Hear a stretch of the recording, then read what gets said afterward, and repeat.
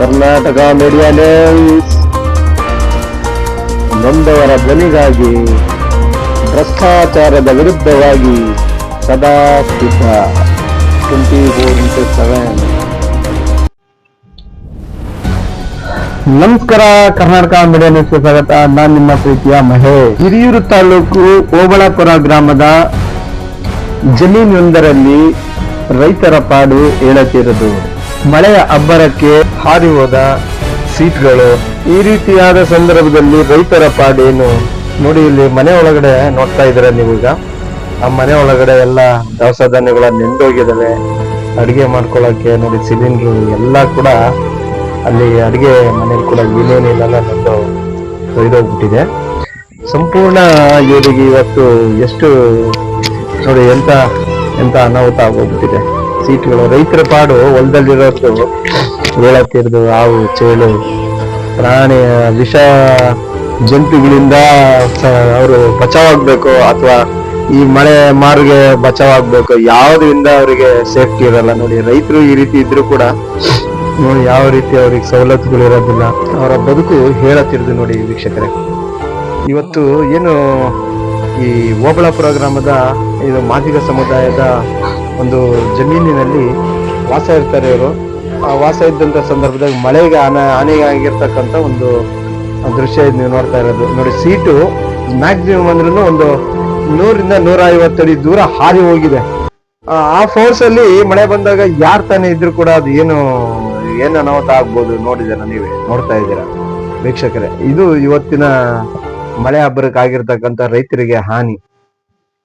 ಈ ರೀತಿ ಆದ್ರೆ ರೈತರ ಪಾಡೇನು, ಇದಕ್ಕೆ ಯಾವ ರೀತಿ ಸರ್ಕಾರ ಕ್ರಮ ತಗೊಳುತ್ತೆ, ಅವರಿಗೆ ಸಹಾಯಧನ ಯಾವ ರೀತಿ ನೀಡುತ್ತೆ ನೋಡೋಣ. ಇದು ಒಬ್ಬರ ಪಾಡಲ್ಲ, ಸುಮಾರು ಅಂದ್ರೆ ಇವತ್ತು ಎಷ್ಟೋ ಜನ ರೈತರಿಗೆ ಆಗಿರ್ತಕ್ಕಂಥ ಅನ್ಯಾಯ ಇದು. ಅದನ್ನ ಸರ್ಕಾರ ಆದಷ್ಟು ಬೇಗ ಇಲ್ಲಿನ ತಾಲೂಕು ಆಡಳಿತ ಅಧಿಕಾರಿಗಳು ಮತ್ತೆ ಅಲ್ಲಿಗೆ ಬರ್ತಕ್ಕಂಥ ವಿಎಗಳಾಯ್ತು, ಯಾವುದೇ ಒಂದು ಅಧಿಕಾರಿ ಆಯ್ತು ನೋಡ್ರಿ, ರೈತರಿಗೆ ಜಮೀನಲ್ಲಿ ಈ ರೀತಿ ತೊಂದರೆಗೆ, ಮನೆಗಳಿಗೆ ತೊಂದರೆ ಆಗಿರ್ತಕ್ಕಂಥದ್ದು, ಗಿಡಗಳಿಗೆ ನೋಡ್ರಿ. ಅಲ್ಲಿ ನೀವು ನೋಡ್ತಾ ಇದ್ದೀರಾ, ಸುಮಾರು ಸೀಟ್ ಹೋಗಿರೋ ಹಬ್ಬರಕ್ಕೆ ಅಡಿಕೆ ಮರಗಳೆಲ್ಲ ಕತ್ತರಿಸಿ ಹೋಗಿದ್ದಾರೆ. ಈ ರೀತಿ ಒಂದ್ಸತಿ ಅನಾಹುತ ಆದ್ರೆ ರೈತರಿಗೆ ಏನೇನಾಗುತ್ತೆ ಅದು ಗೊತ್ತೇ ಆಗೋದಿಲ್ಲ. ಇದನ್ನೆಲ್ಲ ಬಚಾವ್ ಮಾಡ್ಕೊಂಡು ಅವ್ರು ಬದುಕಬೇಕಾಗುತ್ತೆ.